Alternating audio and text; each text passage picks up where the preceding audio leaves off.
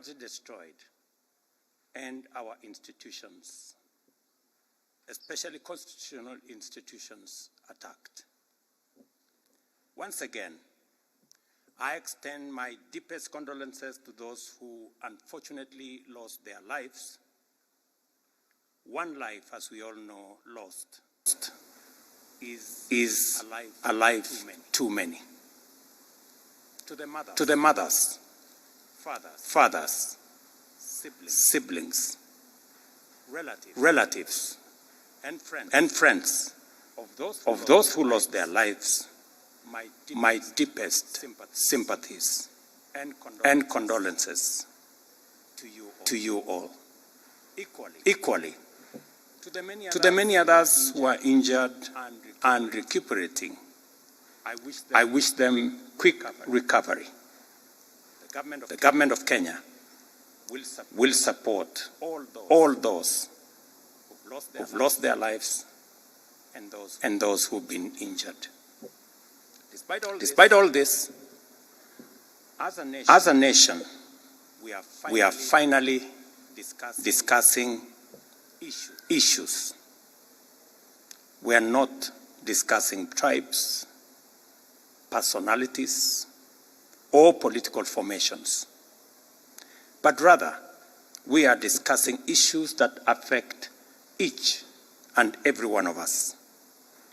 Issues of taxation, debt, budget, corruption. We are having a conversation about issues in our country. We must all be proud of ourselves that we have managed to elevate the debate in our country to the level of issues that affect all of us. I am very happy that we are having a conversation about jobs for our young people, about opportunities for business, about manufacturing, about taxation, about debt, and all the other things that are important to all of us. I make this statement to highlight the actions taken in response to the overwhelming public feedback in the recent days, and to fulfill my commitment to continuously and effectively listen to the people of Kenya, and to underscore my intention to always take public contributions in good faith, applying them to enrich policy making, governance, and government programs. Public debt is and continues to be a major point of engagement and conversation in Kenya.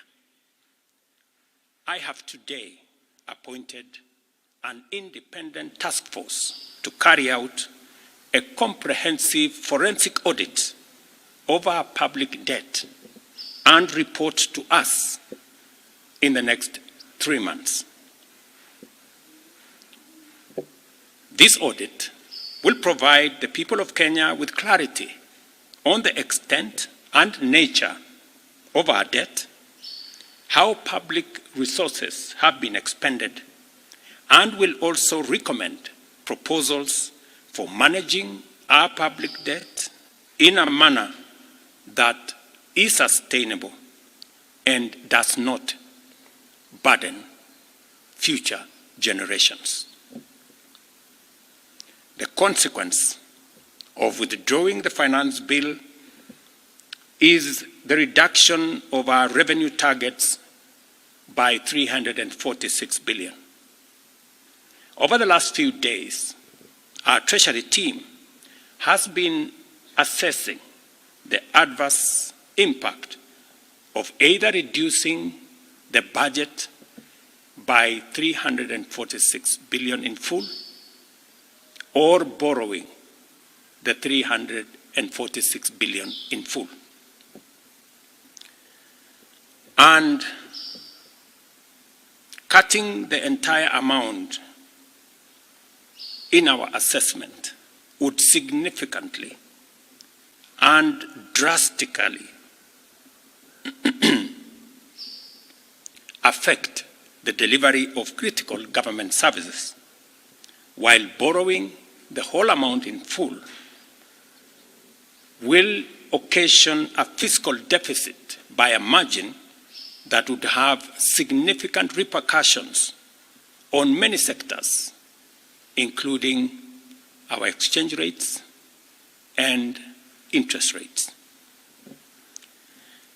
We have since, after extensive consultations, struck a middle ground, and we will be proposing to the National Assembly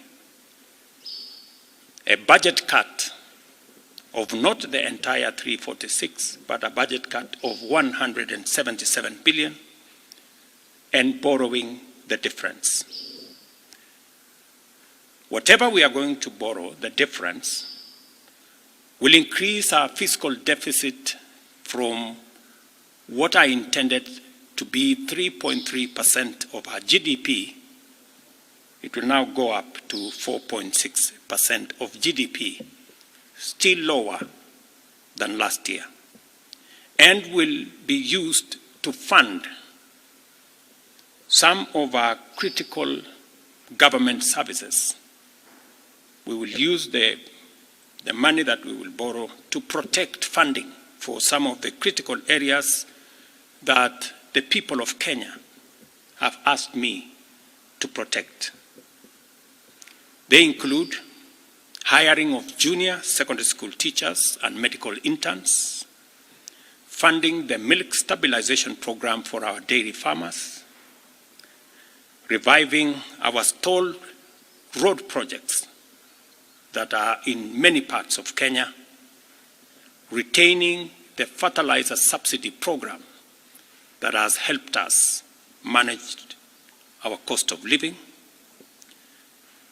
settling the debt owed to farmers in our coffee sector, capitalizing the coffee cherry fund to support our farmers in that sector, enabling public-owned sugar mills to pay outstanding debts to sugarcane farmers for their deliveries, additional funding for higher education, new funding model that was in our plan will now receive additional funding, settling arrears owed to counties, settling arrears for NGCDF, and settling arrears for our pensions. Accordingly, in keeping with the enhanced austerity measures we have committed to implement and align government expenditures within the budgetary implications of the withdrawal of the Finance Bill 2024, the following actions shall be taken with immediate effect towards the realization of the new budget. 47 state corporations with overlapping and duplicating functions will be dissolved, resulting in the elimination of their operational and maintenance costs, and their functions will be integrated into the respective line ministries. Staff currently employed by the affected corporations will be transferred to ministries and other state agencies within government. The decision to fill the position of Chief Administrative Secretaries is hereby suspended. The number of advisors in government shall be reduced by 50% within the public service with immediate effect. Budget lines providing for the operations of the Office of the First Lady, the spouse of the Deputy President, and the Prime Cabinet Secretary will be removed. Similarly, the budget provisions for confidential budgets in various executive offices, including my own office, have been removed, and the budget for renovations across government reduced by 50%. Henceforth, public servants who attain the retirement age of 60 shall be required to immediately proceed on retirement with no extensions to their tenure of service whatsoever. The purchase of new motor vehicles by the government is suspended for 12 months, except for security agencies, while a new policy on transport for public officers will be developed. All non-essential travel by state and public officers is hereby suspended. No state officer or public servant shall participate in public contributions or harambees going forward.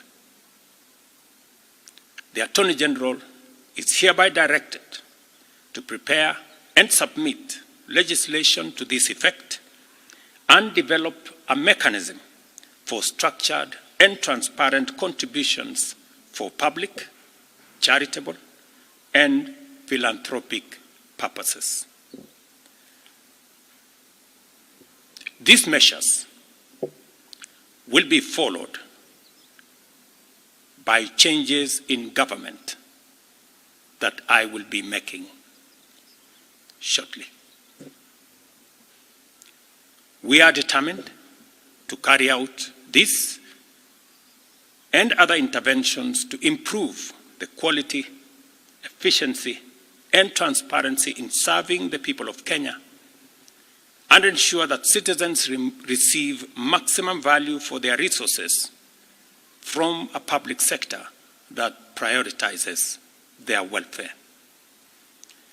I believe these changes will set out our country on a trajectory towards economic transformation, enabling us to achieve the strategic objectives of the bottom-up economic transformation agenda and deliver our commitment to radically enhance opportunities for all Kenyans and transform our country. Thank you very much. God bless you, and God bless our great country, Kenya.